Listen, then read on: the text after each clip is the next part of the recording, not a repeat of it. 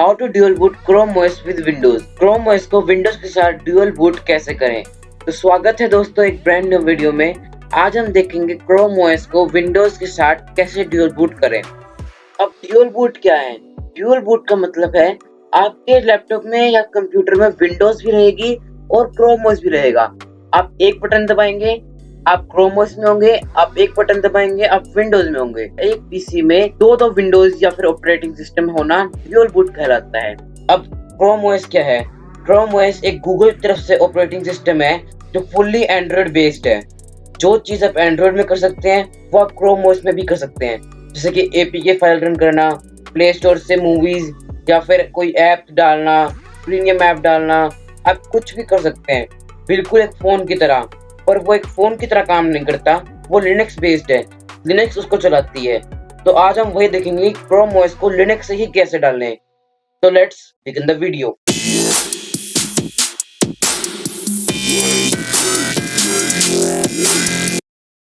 सबसे पहले मैं आपको रिक्वायरमेंट बताना चाहूंगा।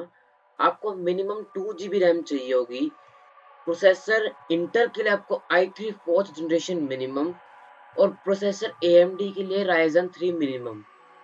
पार्टीशन आपको क्रोम ओएस चलाने के लिए 30 GB का मिनिमम पार्टीशन चाहिए होगा ताकि वो स्मूथली रन कर सके लैग फ्री। बायोस मोड आपका UEFI होना चाहिए GPT सपोर्ट के साथ। इस बार इस मेथड में लेगेसी सपोर्ट या फिर MBR सपोर्ट नहीं है। इन फ्यूचर MBR और लेगेसी की भी वीडियो आएगी, आप चैनल को सब्सक्राइब कर लीजिए इन फ्यूचर लेगेसी और MBR सपोर्ट के बायोस के लिए। अभी UEFI, GPT, लेगेसी, MBR है क्या, ये हम किसी और वीडियो में बात करेंगे। पर मैं आपको भी चेक करना बताता हूँ कि आपका GPT है या MBR। यहाँ पे राइट क्लिक करेंगे, देन डिस्क मैनेजमेंट में चले जाएंगे। उसके बाद आपको अपनी मेन डिस्क 0 पे राइट क्लिक करके प्रॉपर्टीज पे क्लिक करना है। देन वॉल्यूम्स में आपको यहाँ पे पता चल जाएगा कि MBR है या GPT। फिलहाल मेरा GPT है, जूइड पार्टीशन टेबल। GPT UEFI के लिए होता है और MBR लेगेसी के लिए। तो लेगेसी के लिए भी नहीं है, ये मेथड UEFI के लिए वर्क करेगा। रिक्वायरमेंट्स क्लियर हो गई होंगी और आपका पीसी कंपैटिबल भी होगा। अगर कंपैटिबल है तो कांग्रेचुलेशन, अब आप नेक्स्ट स्टेप की ओर बढ़ सकते हैं। अब आपको डिस्क्रिप्शन में एक लिंक मिलेगी, उस लिंक से आपको TXT फाइल प्रोवाइड होगी। उस फाइल में आपको सारी की सारी लिंक मिलेगी जो कि हम इस वीडियो में यूज करेंगे फाइल डाउनलोड करने के लिए। तो आपको अभी के अभी वो फाइल डाउनलोड कर लेनी है। फाइल का नाम है ब्रंच R94। अब ये R94 क्या है? R का मतलब होता है रिकवरी इमेज और 94 रिकवरी इमेज का वर्जन। जब मैं वीडियो बना रहा हूँ तो लेटेस्ट वर्जन चल रहा है 94, पर जब आप वीडियो देख रहे होंगे क्या पता 95, 96 या कोई भी वर्जन आ जाए। अब आपको ये देखना होगा कि जो रिकवरी इमेज है उसका वर्जन क्या है। अगर उसका वर्जन 95 है और अगर आप ब्रंच 94 डाल रहे हैं तो वो काम नहीं करेगी। अगर दोनों सेम है तो ही वो काम करेंगे। तो सबसे पहले आपको यही देखना है। ब्रंच को डाउनलोड करने के लिए इस लिंक को कॉपी कर लेंगे, देन उसके बाद उसको ब्राउजर में जाके पेस्ट कर देंगे। अब आपको एंटर दबाना है तो आप इस इंटरफेस पे पहुंचेंगे और आपको स्क्रॉल डाउन करके कि ब्रंच R94 स्टेपल .tar.gz पे क्लिक करना है और आपकी फाइल डाउनलोड शुरू हो जाएगी। देन आपको क्रोम ओएस की रिकवरी फाइल चाहिए होगी। आपको एक cross.tech जो साइट है इसका लिंक कॉपी करना है। आपको नेक्स्ट टैब में इसे पेस्ट करके एंटर कर देना है। अब आपको ऐसा इंटरफेस मिलेगा। अब मैं आपकी कन्वीनियंस के लिए बता दूं, इसका एक ये इंटरफेस है और एक टेबल फॉर्म इंटरफेस है। टेबल फॉर्म इंटरफेस में आपको कंट्रोल F करके आपको रैमस लिख के सर्च कर देना है अगर आपका इंटेल का है तो, और अगर आपका AMD का है तो आपको ज़ोर्ब लिख के सर्च कर देना है, ZORK ज़ोर्ब। अगर आपने मिक्स कर दिया तो आपको क्रोम ओएस इंस्टॉल करने में दिक्कत आ सकती है। अब मेरा इंटेल है तो मैं रैमस लिख के सर्च करता हूँ और रैमस पे क्लिक करेंगे। देन आपके पास एक ऐसा इंटरफेस आएगा। उसके बाद आपको रिकवरी इमेजेस पे क्लिक करना है और अभी हमने ब्रंच 94 का डाला है तो हमें 94 वर्जन ही सिलेक्ट करना होगा। 94 लेटेस्ट भी है। 94 पे सिलेक्ट करेंगे, आपकी रिकवरी इमेज डाउनलोड होनी शुरू हो जाएगी। अब हमारी नेक्स्ट फाइल है लिनक्स मिंट और ये डायरेक्ट डाउनलोड लिंक है। डायरेक्ट डाउनलोड लिंक से मेरा मतलब है आप जैसे इस लिंक को ब्राउजर में डालेंगे, पेस्ट करने के बाद एंटर करेंगे तो फिर ये डाउनलोड होनी शुरू हो जाएगी। अब नेक्स्ट फाइल है मल्टी इंस्टॉल स्क्रिप्ट फाइल। ये बहुत इंपॉर्टेंट फाइल है, इसको कॉपी करेंगे, देन ड्राइव लिंक खुलेगी, आपको ड्राइव लिंक से इसको डाउनलोड कर लेना है। डाउनलोड एनीवे पे क्लिक करना है। देन उसका ग्रुप टू विन सॉफ्टवेयर की फाइल है कि आपको लिंक कॉपी करके आपको ब्राउज़र पेस्ट करके देन उसको डाउनलोड कर लेना है। वो एक ज़िप फाइल होगी, डाउनलोड कर लेंगे। देन आपको अब करना है रूफूस, ये भी डायरेक्ट डाउनलोड लिंक है, इससे डायरेक्ट सॉफ्टवेयर डाउनलोड हो जाएगा। और मैं आपको बताना भूल गया, इस फाइल के अंदर टर्मिनल में हम जो कमांड डालेंगे वो भी है, तो आप इसको ज़रूर अपने पैकेज में रख लेना, ताकि अगर आप कमांड भूल जाओ और आप ना लिख पाओ, आपको लगे गलत है, तो आप यहीं से कॉपी करके पेस्ट कर लीजिएगा। अब आपको एक पार्टीशन बनाना है मिनिमम 30 GB का। उसके लिए आपको क्या करना पड़ेगा, स्टार्ट मेन्यू पे राइट क्लिक कीजिए, देन डिस्क मैनेजमेंट पे जाइए। उसके बाद किसी एक बड़े पार्टीशन से मिनिमम 30 GB का पार्टीशन ले लीजिए। अब पार्टीशन कैसे करेंगे, मैं अपनी टेक्स्ट डिस्क का ले लेता हूँ। उस पर राइट क्लिक करेंगे, देन श्रिंक वॉल्यूम पे क्लिक करेंगे, देन हमसे वो साइज मांगेगा MB में, तो आप MB में साइज देंगे। कैसे, अगर आपको 30 GB का बनाना है तो 30,000, अगर आपको 40 का बनाना है तो 40,000। मैं 60 का बना रहा हूँ तो मेरे लिए है 60,000 MB। देन श्रिंक पे क्लिक कर देंगे लिखने के बाद, और आपका पार्टीशन रेडी हो जाएगा। उसके बाद वो पार्टीशन ए लोकेटेड रहेगा, आपको लोकेट नहीं होगा। हम उसको अभी लोकेट करना भी नहीं चाहते, उसे हम लिनक्स मिंट में ही लोकेट करेंगे। बस यही काम था डिस्क मैनेजमेंट का। सारी फाइल डाउनलोड कर ली हो, डाउनलोड करने के बाद उन्हें एक फोल्डर में जमा कर दीजिए। अब आपको उस फोल्डर में क्या करना है, उन सभी आर्काइव फाइल को एक्सट्रैक्ट कर लेना है। एक्सट्रैक्ट कैसे करेंगे, आपको दो सॉफ्टवेयर की जरूरत पड़ सकती है, आप दोनों में से कोई एक का यूज कर सकते हैं। पहला WinRAR, दूसरा 7z। मैं 7z यूज कर रहा हूँ, पर आप कोई भी यूज कर सकते हैं। आपको सबसे पहले ब्रंच कर लेना चाहिए, क्योंकि ब्रंच को आप 2 बार एक्सट्रैक्ट करेंगे। आप उसको एक बार करेंगे तो आपको .tar फाइल मिलेगी, अब जब उसको दूसरी बार करेंगे तो आपको मेन 4 फाइल मिलेंगी, जो हमें ज़रूरत होगी आगे चल के। एक्सट्रैक्ट करने के बाद आपको क्रोम OS की रिकवरी फाइल को एक्सट्रैक्ट करना है। एक्सट्रैक्ट करने के बाद उसको रीनेम करना है। उसको रीनेम कैसे करना है, आपकी स्क्रीन पे दिख रहा होगा। AMD के लिए कैसे करना है और इंटेल के लिए कैसे करना है। इंटेल के लिए आपको ramus_recovery.bin करना है, और AMD के लिए आपको करना है zork_recovery.bin। अगर आपने गलत रीनेम कर दिया तो आपको प्रॉब्लम आ सकती है। आप एक्यूरेट करना ताकि कोई मिस्टेक ना हो जाए। मैं ये डिस्क्रिप्शन में भी दे दूंगा, आप वहां से कॉपी करके कर सकते हैं। लिनक्स मिंट की जो ISO हमने डाउनलोड की है उसकी बूटेबल USB बनाना। अब वो कैसे करेंगे, मैंने आपको रूफोस एक सॉफ्टवेयर प्रोवाइड करवाया होगा, उस रूफोस सॉफ्टवेयर पे राइट क्लिक करके रन एज एडमिनिस्टर करेंगे, देन उसको परमिशन दे देंगे। उसके बाद जब वो ओपन होगा तो एक पेन ड्राइव इंसर्ट कर देंगे मिनिमम 8 GB की।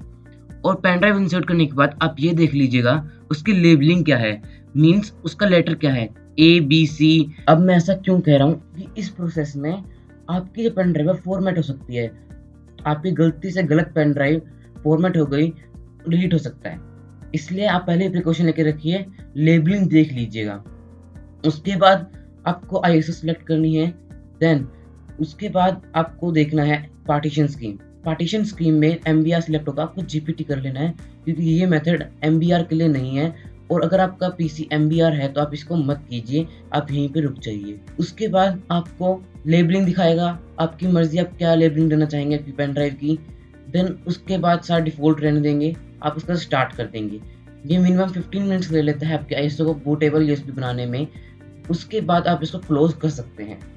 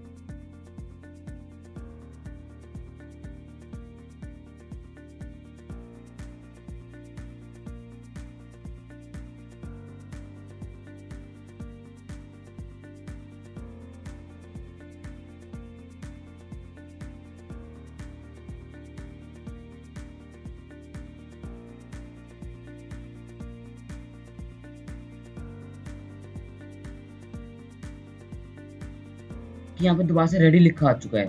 रेडी का मतलब अब ये पेन ड्राइव रेडी है, वरना आपको शुरुआत में भी दिखा रहा था ये रेडी है। अब आपको यहाँ पे क्लोज करना है, दोबारा से स्टार्ट नहीं करना है, वरना ये दोबारा से फॉर्मेट करके दोबारा ये बूटेबल यूएसबी बना देगा। क्लोज करने के बाद अब आप देख सकते हैं आपकी पेन ड्राइव तैयार है। पेन ड्राइव में आप अपनी फाइल्स भी चेक कर सकते हैं।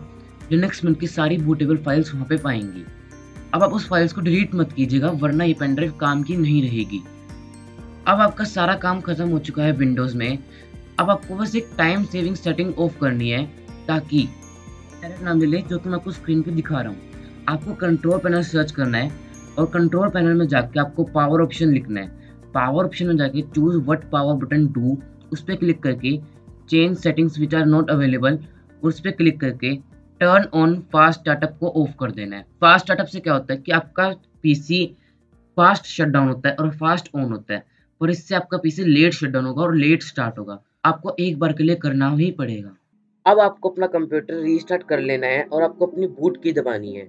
बूट की वो की होती है जिससे आप अपने बूट मेन्यू में जा सकते हैं, पर कभी कभार वो की काम नहीं करती है क्योंकि वो बायोस में डिसेबल होती है। सबसे पहले आपका टास्क है उसको इनेबल करना, तभी आप उसको बूट की को बूट करवा पाएंगे। देन आपको बूट मेन्यू में जाके लिनक्स mint वाली यूएसबी को बूट करवाना है। देन लिनक्स mint को रन कर लेना है। अब आपको उस डायरेक्टरी में चले जाना है जहां हमने लिनक्स mint की सेव फाइल सेव करी है। वहां पे जाके आपको राइट क्लिक करके ओपन इन टर्मिनल करना है। देन आपको एक कमांड टाइप करनी है जो कि आपको स्क्रीन पे दिख रही होगी, या फिर जो मैंने आपको फाइल प्रोवाइड करवाई थी जिसमें सारी लिंक्स थी और कमांड थी, वहाँ भी वो कमांड पाएगी। आप वहाँ से उसको कॉपी करके पेस्ट कर सकते हैं। वो कमांड एकदम एक्यूरेट होनी चाहिए, वरना प्रॉब्लम आ सकता है। देन सम प्रोसेसिंग होगी और आपके पास एक एप्लीकेशन खुलेगी जिसका नाम होगा gparted। देन उसके बाद आपको जो हमने डिस्क पार्ट में एक पार्टीशन बनाया था उसको क्रिएट कर लेना है NTFS पार्टीशन से, जैसा कि मैं आपको दिखा रहा हूँ। देन उसके बाद आपको टिक साइन पे क्लिक कर देना है। देन वो अप्लाई हो जाएगा। अप्लाई होने के बाद उसको बंद कर देंगे। देन उसके बाद और प्रोसेसिंग होगी। देन वो पूछेगा कि आप इस पार्टीशन में क्रोम OS इंस्टॉल करना चाहते हैं। आपको वो पार्टीशन बताना है जो हमने पार्टीशन नया बनाया है। उसका आपने नंबर नोट किया होगा SDA56 एटसेट्रा। तो आपको SDA साथ में वो नंबर लिखना है जो उसके आगे था। मैंने SDA7 बनाया है तो SDA7 को ही मैं लिखूंगा वहाँ पे। लिखने के बाद एंटर करेंगे तो आपका सारा काम डन हो जाएगा। इसमें थोड़ा टाइम लगेगा प्रोसेसिंग में क्योंकि ये पार्टीशन को दोबारा से बनाएगा। प्रोसेस पूरा होने के बाद आपको दोबारा से विंडोज में रीबूट कर लेना है और आगे के स्टेप्स फॉलो करने हैं।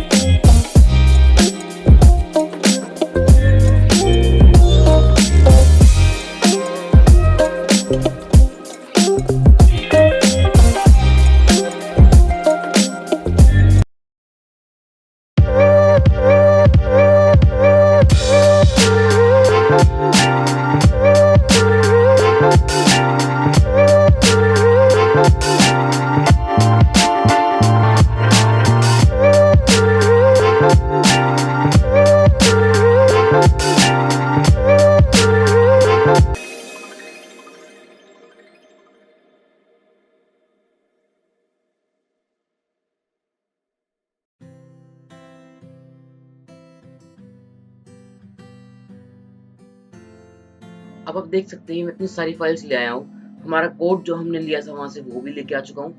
अब आपको अपने क्रोम OS फोल्डर में जाना है। आपको ग्रुप टू विन EFI वाला जो फोल्डर है या जिप कह सकते हैं उसे एक्सट्रैक्ट कर लेना है। एक्सट्रैक्ट करने के बाद उससे एक सेटअप फाइल मिलेगी आपको। सेटअप फाइल को रन कर देना है। एडमिनिस्ट्रेटर परमिशन दे देनी है। परमिशन देने के बाद वो ओपन हो जाएगा। देन ओके, उसको अपनी प्रोसेसिंग शुरू करेगा और डाउनलोड करेगा कुछ फाइल्स। Then next,